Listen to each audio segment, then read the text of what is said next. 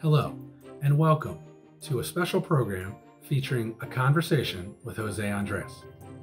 I'm Patrick Madden, the Executive Director of the National Archives Foundation. We're the nonprofit partner to the National Archives and provide creative and financial support to exhibitions, public programs, civic education efforts, as well as online initiatives. We're delighted to partner tonight with the LBJ Presidential Library on this program. On behalf of the National Archives Foundation Board of Directors, I'm delighted to welcome everyone from across the nation and across the globe. Now to tonight's program. My stomach was introduced to our featured speaker more than 20 years ago when I walked into a restaurant at the corner of 7th and E Streets in Washington, D.C. called Haleo. It was a proper introduction as I enjoyed those tasty tapas. As his restaurants popped up around the neighborhood and around the city, my stomach followed. José Andrés, born in Spain, learned how to cook from his parents. He immigrated to the United States in 1991 and found his way to Washington, D.C., where he and his partners established a group of restaurants that earned him countless fans. He's a visionary who created the World Central Kitchen to empower communities and provide food for disaster relief. His awards and honors are extraordinary for what he's accomplished in the kitchen and as a global humanitarian. Notably, José has a long history with the National Archives. He counts the Archivist of the United States as a friend. He served on the board of the National Archives Foundation. But probably what launched his national fame was when he served as the chief culinary advisor to the National Archives for an exhibition called What's Cooking Uncle Sam in 2011. The conversation tonight will be moderated by Dr. Robin Metcalf. She's a lecturer at the College of Natural Sciences at the University of Texas, Austin. She's an author, producer, and researcher exploring our global food system. She was the founder and director of Food Plus City, an innovative project that explored the future of our food system. She's a prolific author with a number of books and magazine articles to her name. Robin is a runner, and she's completed races across 6 deserts. So if you're like me, you're probably hungry for this program.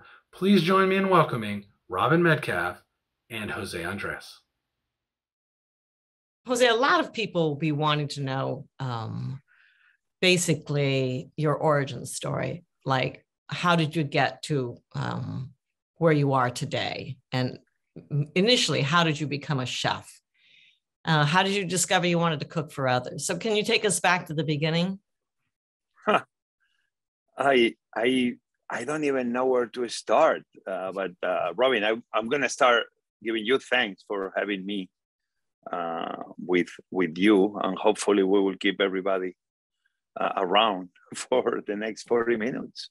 But I'm going to tell you one thing very clearly. I'm 52 right now, and I still see myself as a young boy with full of dreams. And I think my life has been always the same. I don't even know where I began. For me, every day is like a beginning. But obviously, the difference is that as time passes, is certain experiences that you gain that yes allows you to have a better beginning every time.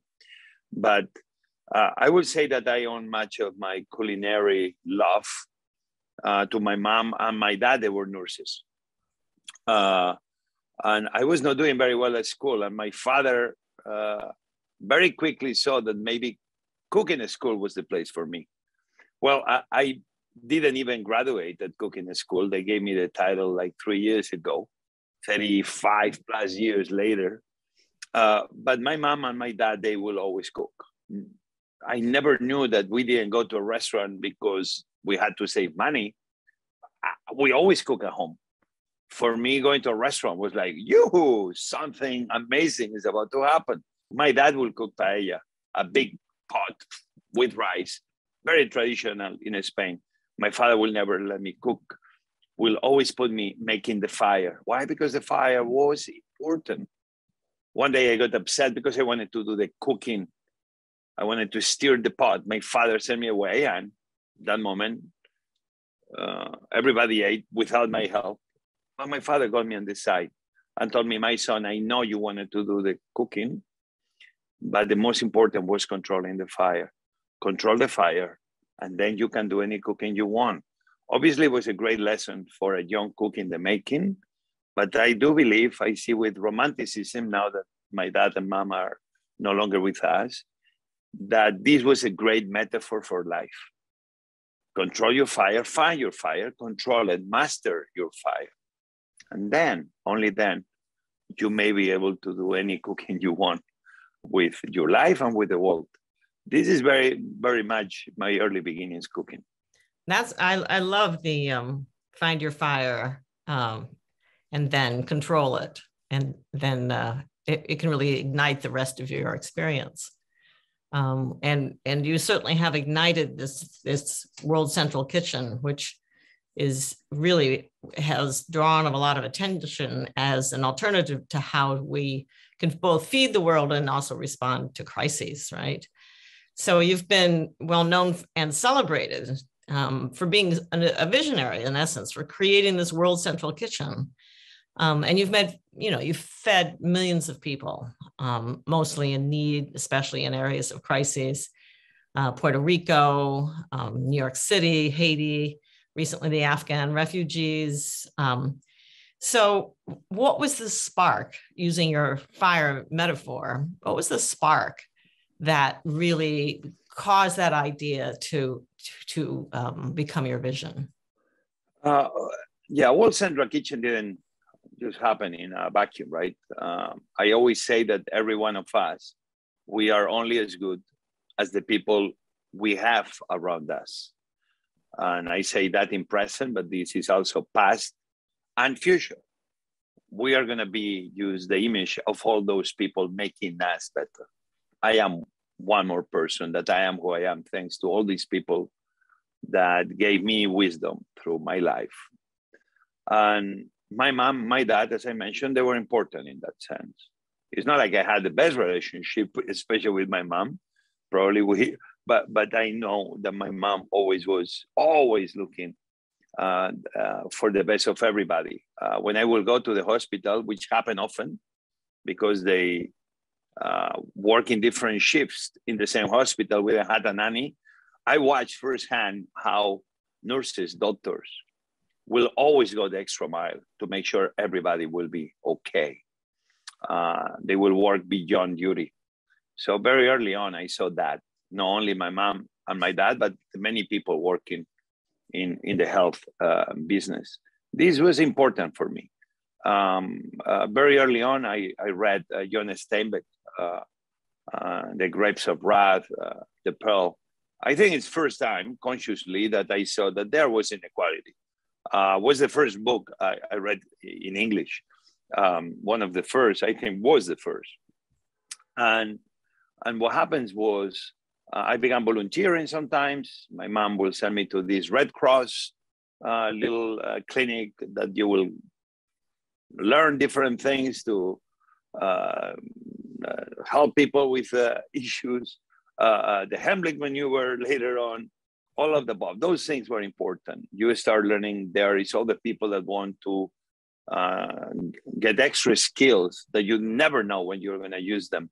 But it's important. You are always prepared to provide service to others. I was in the Spanish Navy. I think Lyndon B. Johnson was also in the Navy. Myself, I am very proud because I became a different person in the Navy in more ways than one. I was in a Navy ship, tall ship, training ship for the midshipmen, sailing, 4-mast, beautiful tall ship. I got there because I asked the Admiral, I was cooking for the Admiral of Spain, and I told him, I love to cook for you, sir, but I want to go on a boat, I want to go on a ship, I want to go see the world. He granted me that wish. And for me to see a boat, 300 crew, 4-mast, sometimes going against the wind, sometimes going against the currents, but because the team was working as one, people from different ideologies, different social class, different parts of Spain with different languages and even different history. Obviously, even within a country small like Spain, we were all one. We were all we.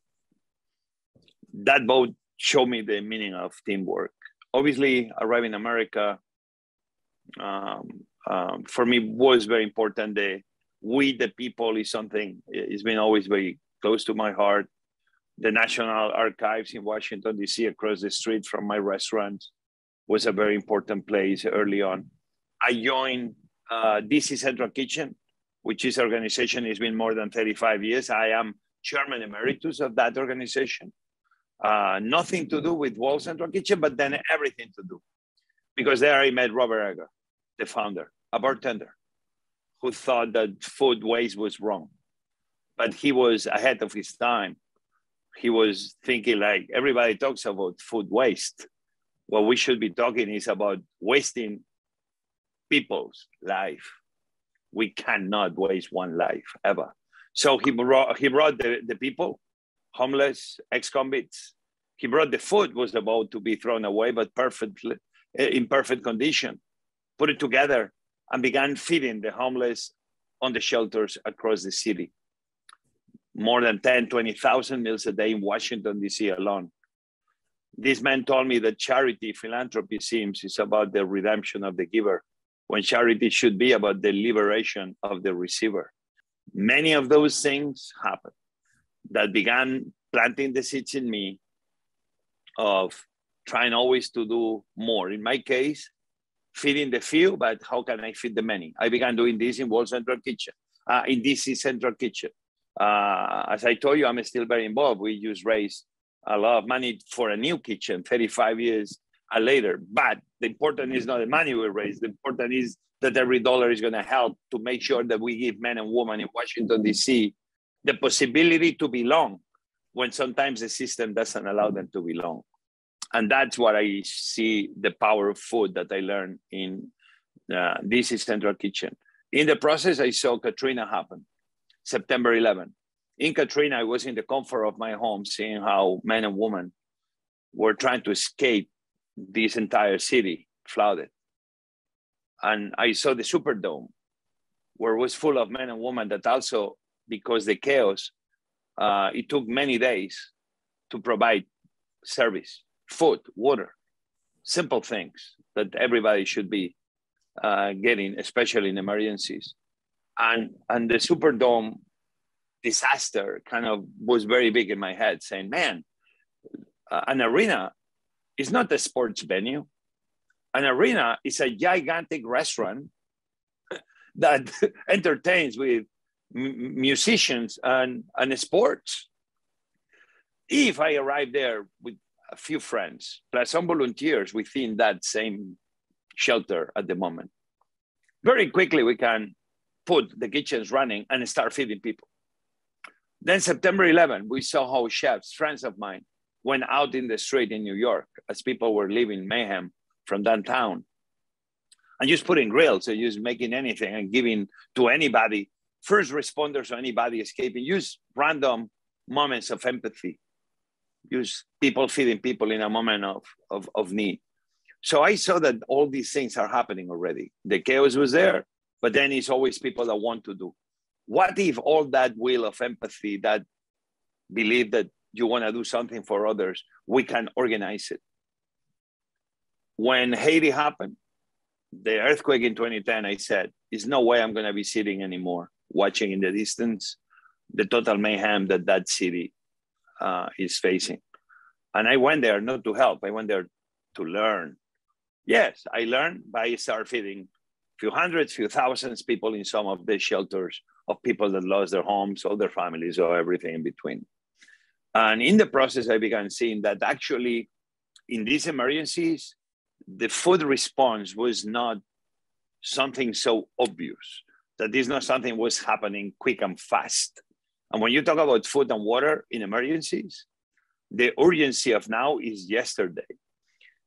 That's the reason I created World Central Kitchen, saying if something like Katrina happened again in America, if something happens again in another country near America or beyond, can we put together the power of cooks like me, that we feed the few to feed the many, by coming together and trying to make big problems into very simple solutions? The answer was yes. We began. Slowly we began learning. We've been many years now in Haiti, more than 11 years now in Haiti. Who was going to tell me this year, last September, another earthquake hit Haiti in the south? Lekai, Jeremy, cities I know well now.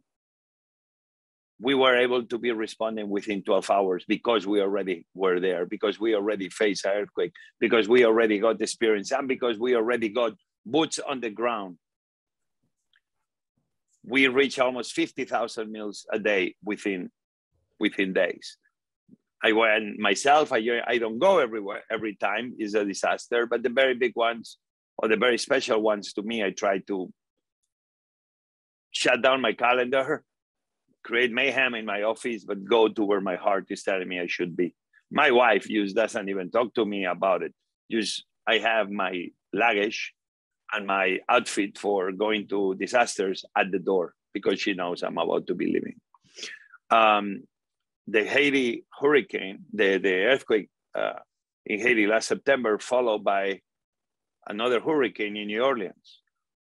And what happened? I was cooking near, watching the Superdome, and we were able to respond within hours of the hurricane. Why? Because we were already there. Why? Because the team, the men and women of World Central Kitchen was there. But more important, the chefs of New Orleans and Louisiana were there next to us. Why? Because we are one team. We are with the people. And that's the idea of World Central Kitchen. We can be better by making the locals better, and the locals making us better and leading the way. Well, that's a wonderful story. Thank you for sharing it. And it's certainly told as an individual who is optimistic, who sees possibility, who responds to opportunities. Certainly a glass half full and not empty, which is a rare thing these days. And I think so shining through this is the power of a single individual to act. I think we get sort of convinced that we need a big organization and a big budget to make, to do something. And I think this is, your story is a great example of individual human beings who see an opportunity and don't waste any time, get to business and see it as their responsibility and mission to help others, which apparently and obviously your parents instilled in you. So I have a question though, because the individuals, or I should say the organizations that have shown up in the past, the FEMAs, the Red Cross, the UN, who are all trying to deliver massive amounts of food aid. And I know that you've partnered with them along the way, but what do you see as their challenges? And what do you think some of the solutions are to that mode of response to these things? Well, listen, behind all of these organizations are amazing individuals and people that leave everything behind to put themselves at the service of others. And for all of them as a whole, will always be my respect. Said that, I've been known more than once to be very grumpy when I believe that the organizations are supposed to be leading the way are not doing what I think is their job. Because if not, we are doing a disservice to America, a disservice to the people of the world. And that's why I'm telling everybody, don't try to do more than what you are able to, or don't try to be able to be an expert in every area. Just be the best you can in the area you are supposed to be leading. In emergencies, is one thing is very clear, especially America. Is beautiful organizations out there, faith-based, of different churches or synagogues, denominations. It's civic organizations, it's NGOs, big and not so big. Then is the people that they leave everything and they try to help for the next days or weeks their fellow Americans and fellow citizens. And all of this is beautiful. But But when we talk about food in emergencies, it's the belief in me, which I think I'm not wrong. Even some people will always second guess me, but I think I've been in many of them. I've been in many of them that some people can say that my opinion, at least, is based on experience, that everybody is in charge of food. Therefore, nobody's in charge of food. When you do something by committee, you know that something is going to go between the cracks. And food, I do believe, is exactly that. What we're trying to do is not to push anybody aside. What we try to do is say, if we have this entire area we need to feed, success is not a claim when you say you're feeding the main shelter with 10,000 people. Success is claimed when you are feeding the shelter, but then you're helping feed every church that may be in need of help. Even sometimes they're organized. Synagogues that may be doing exactly the same.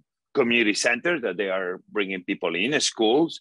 When you start going and you make sure every community is being taken care of, that's, to me, I would not say success, because success 100% is almost unachievable, but can be very close if you have this mentality of every one of those people are our guests, even if they are not calling you. And because it's an emergency, you are looking for them. They should not be looking for you. And I do believe in the bigger moments is when we need to be looking at the problem face on. In this pandemic, nobody asked us to start feeding. We began feeding many Americans in the 1st of February in Japan, Yokohama, when the first cruise ship in 2020 showed up with COVID cases. Why a little organization based in Washington, D.C. were the first ones responding to the cruise ship? Why not any of the other much bigger organizations? Well, because everybody knows we're very resolute. We don't wait. The answer is yes or no, but it's a quick yes or no. And usually we never say no. And more important, we already were thinking about the possibility of the pandemic becoming, like everybody was saying, the next pandemic will come. We kind of already were reading books about 1918, the badly called Spanish flu.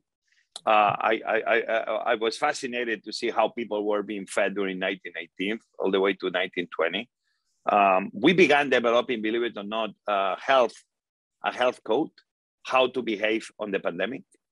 Even before anybody was thinking that this was going to hit Europe or hit in America, we created a Masky, which was this individual with a very big mask in his face, who was the one guiding everybody through what to do to make sure you are protected. The people making the food are protected. The people delivering the food are protected, and the people receiving the food were protected. Who was going to tell me that we will be sharing this? Even before CDC and other big organizations were telling us what to do during a pandemic. What happened with us? We were in many moments in Haiti, in Mozambique, in cholera-prone areas, where we had to be feeding people with cholera, and we had systems to make sure we were protecting our teams, but we were protecting the people we were being feeding. And we had systems that everywhere we were feeding, our camps, our places, our shelters, was never cholera cases. So you see, we are no experts on anything, but we listen to the experts. We learn what we don't know. We bring the information in, then we process it, and then we put it and implement it with always not in an office, but with boots on the ground. Boots on the ground is one thing that differentiates World Central Kitchen. When we say we never say we're gonna do something. We are showing you that we are already doing it. This for us is very important. My issue with FEMA is that the men and women are great, but they know they are now very, very big. And they're becoming more an organization that even has the word emergency. They're making sure that the different, from the army, the military, private sector, NGOs, that they are the ones writing the check. So The issue with FEMA is perception. I think I'm here to make FEMA look better and not look better, make them better. It's the role of every citizen to make everybody around you better. Not only the people working with you, not only the businesses, if you own one, not only your community and your city, your country, but in my case, also organizations that are within the government. So the reason I was Central Kitchen in part is I have this mission close to the heart saying, it's great experts in FEMA, great people that they have too much red tape. With red tape, they cannot be successful. It's people like me outside FEMA because they cannot talk, that we can be saying to our senators and congressmen and our president, saying, people, I know you all mean well, but to mean well, we need to do smarter. We need to make sure red tape is gone. And that's why we have a democracy, and that's why we have politics, to improve the systems of the democracy so they can deliver to the people what they need, even when they don't know they need it, and sometimes what they want. We need to make sure, in my case, that in 20, 25 years, I can look back and say, the emergency response, food and water, is better today than when we began working on it.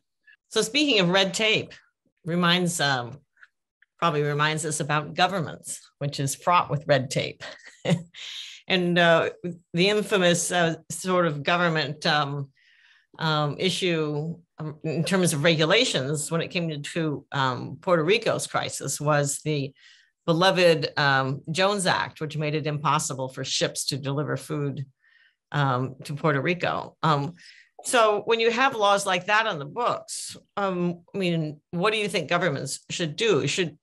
In order to be a resilient food system, how can they be more adaptive when they have regulations like that just seem to impede progress towards what you want to do? Yeah, regulations are one thing, but the issue is even bigger. We need to go to the top, or we need to go to the base. You tell me is one way or another. Food needs to be once and for all considered as a national security issue. The same way that we have intelligence advisors next to the president and defense, and we need to be having food advisors to the president at the White House. Every single government leader must have those. I know some people are going to be telling us, but Jose, are you not overdoing it? Is now food the most important thing here in the planet Earth? And my answer is going to be, oh, hell yeah. Sure, it's the most important thing on planet Earth. And they will say, well, gas is more important. I'm like, I'm sorry, gas moves my car. And yes, hits my home. But what happened about humanity is what moves the people forward. And I think we're taking food for granted. America became a powerhouse of food production. Why? Because we had to. Because we are not only making sure that America is well fed, but we are also helping feed many other parts of the world. So until we don't understand that food is a national security issue, and if was Napoleon Bonaparte who say an army marches on its stomach, who was Napoleon Bonaparte, the same guy that helped invent the canning.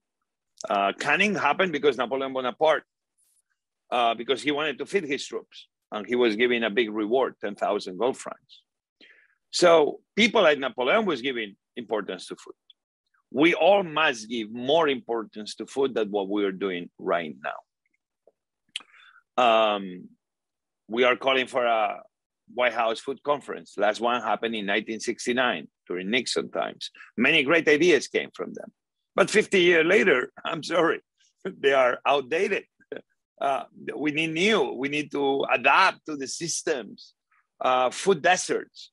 Why we have Americans that, especially mothers, single mothers, that they don't have nearby a supermarket they can walk by, or can be a short bus ride that can take them 20, 30, or 40 minutes.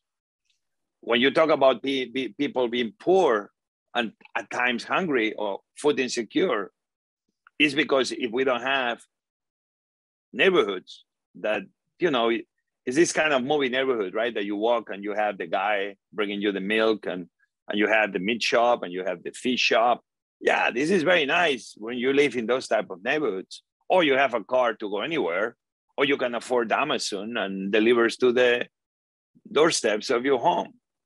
But when you are not a person that has all those possibilities, and we have Americans that they work harder used to put food on the table because we are not creating a system that allows them to do it in a much simpler way, we are making America poorer, and it should be the role of the government to make sure that food deserts are something of the past. Or when children should be having a school lunch. This shouldn't be a Republican or Democratic issue. This should be an American situation where everybody supports. 89% of Americans believe that every child in America should have the right amount of food. So let's make those things, building longer tables, no higher walls, what built the promise of an America that can find common ground in a moment that is difficult to be finding common ground. It's a national security issue when in this pandemic, America has been eating fresh foods because the millions of undocumented, they've been working on the farms. And we have some politicians that they are so manipulative that even they know that's the reason. Still, they will say that many of the problems of America are those undocumented immigrants that doesn't allow the hardworking Americans to find jobs. Well, let me tell you, it's 10 million jobs, it's millions of jobs farming from sun to sun that they are open for anybody that wants to take them. But we have those undocumented putting salads, tomatoes, cauliflower, soybeans in the shelves of our supermarkets, driving the trucks to those shelves, delivering the food sometimes to the doorsteps of our home.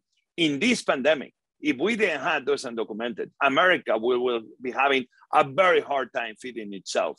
So sure, it's a national security issue because we need to pass immigration reform.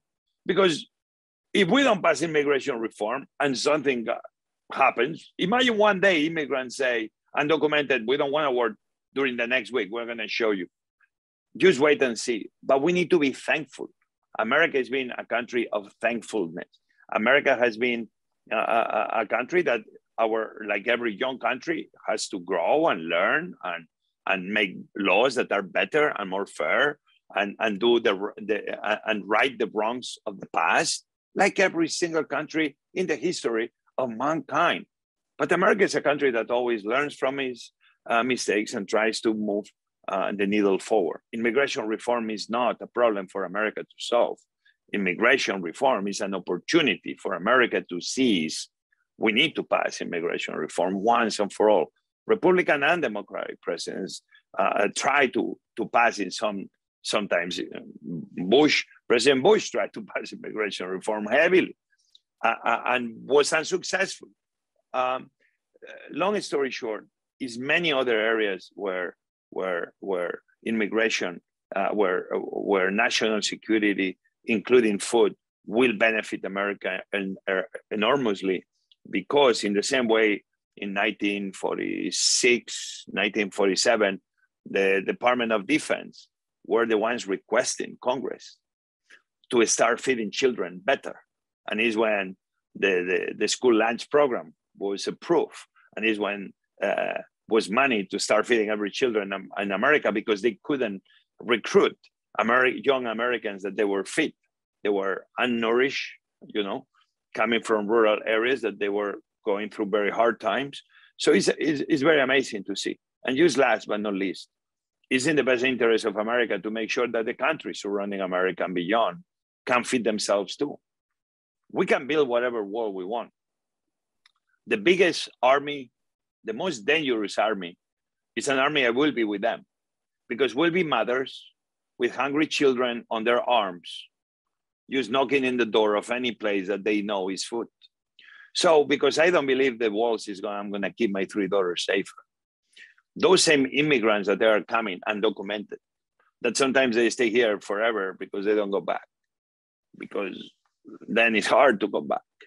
Why we don't create just true visas that covers the needs of American farmers, that they don't have to be hiring undocumented bad people, that they have a right visa, that they go back with revolving door visas to their communities, bringing the know-how they learn in America, buildings, bringing some of the money they save in America, making their rural communities better, because more people learn about the know-how of farming, more investment happens by these same men and women that want to make their communities better.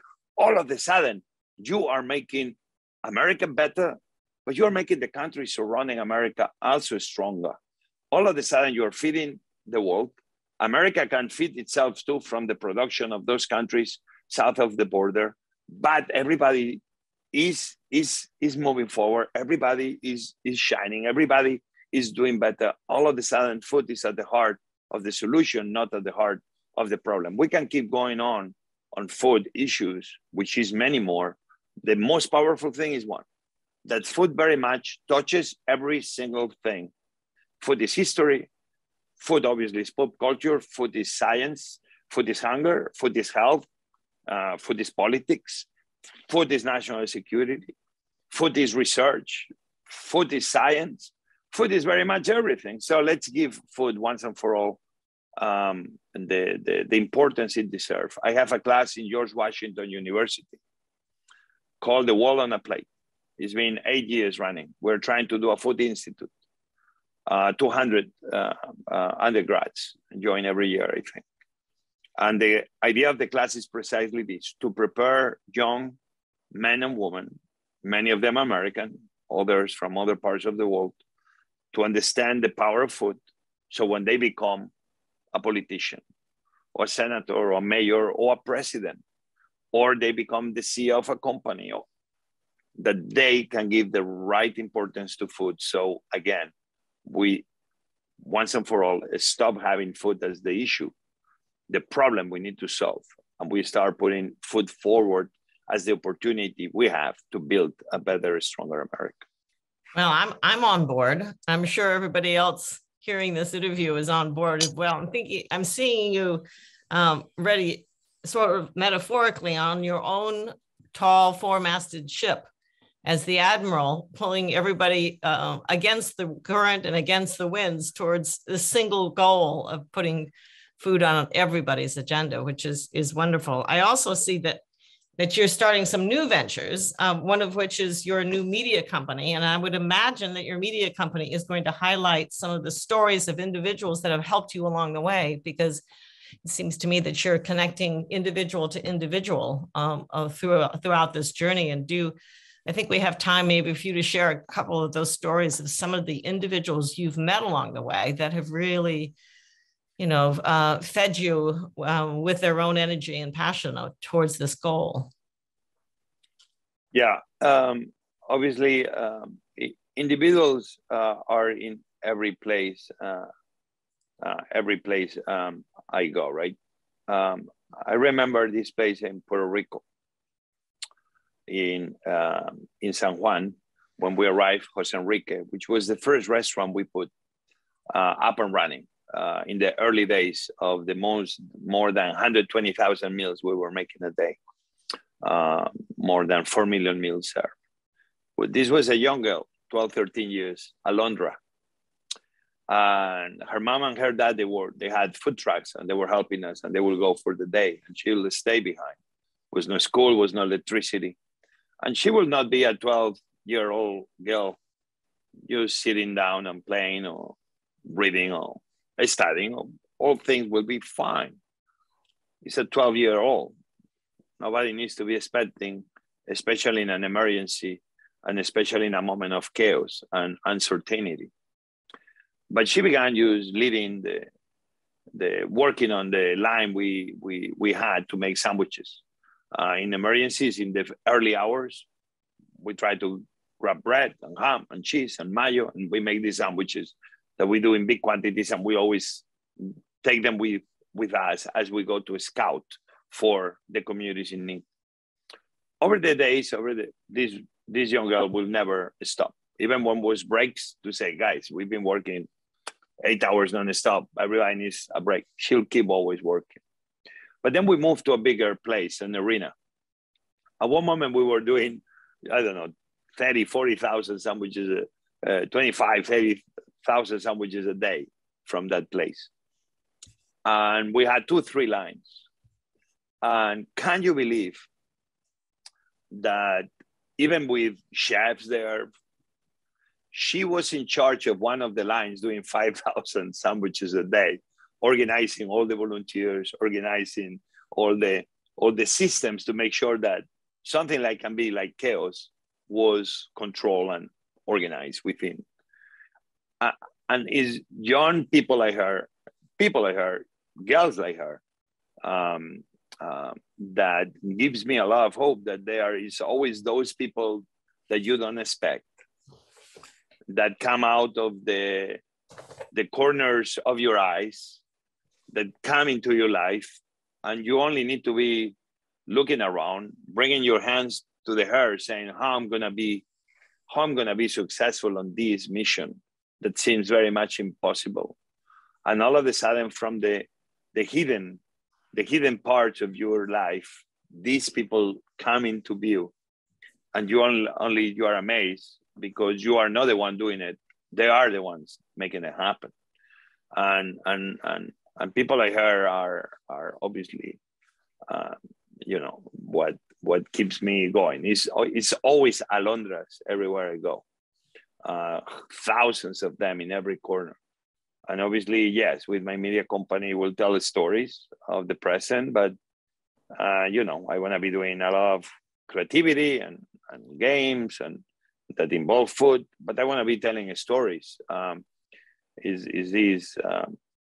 the very early days of the creation of America, the first presidents, their main chefs were Afro-American. Some of them were slaves, some of them came to freedom, like Hercules. I want to tell the story of Hercules. I want to tell the first story of the chef of George Washington and the first story of the first chef of Jefferson, who the ones that were white or French, or they were the ones getting the accolades, but the ones really with the know-how and making it happen. I want to be telling that story of those voiceless men and women, that they deserve their voice, because much of the cooking we understand today, even as American cooking or Southern cooking, happened because those people, and we need to give them the right part in a story, and to thank them, because today we eat, I always say, tell me what you eat and I'll tell you who you are. Well, we are the work of these men and women that they were never thanked for, and they live under very hard conditions to get by day to day. So those are the stories I would love to be telling through the power of food, one story at a time, one ingredient at a time.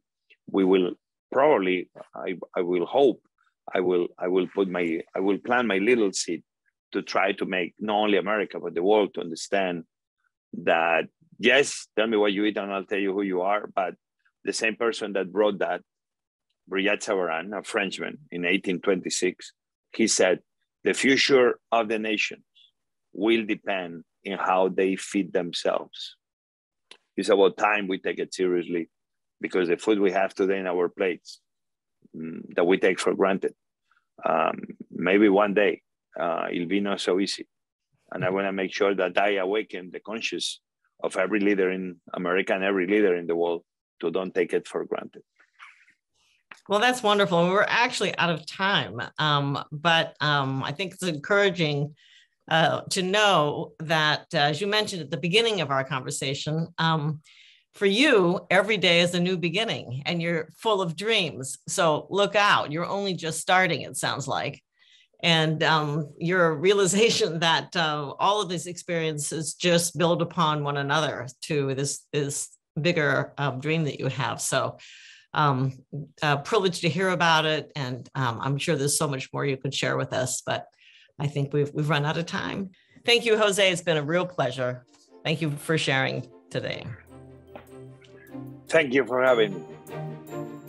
On behalf of our partners at the National Archives Foundation, thank you for joining us. I'm pleased to share that the LBJ Presidential Library is now back open 7 days a week from 9 a.m. to 5 p.m. with limited capacity.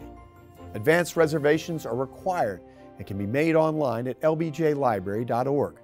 We look forward to seeing you back in the building. I'm also thrilled to announce that we're transitioning back to in-person programming.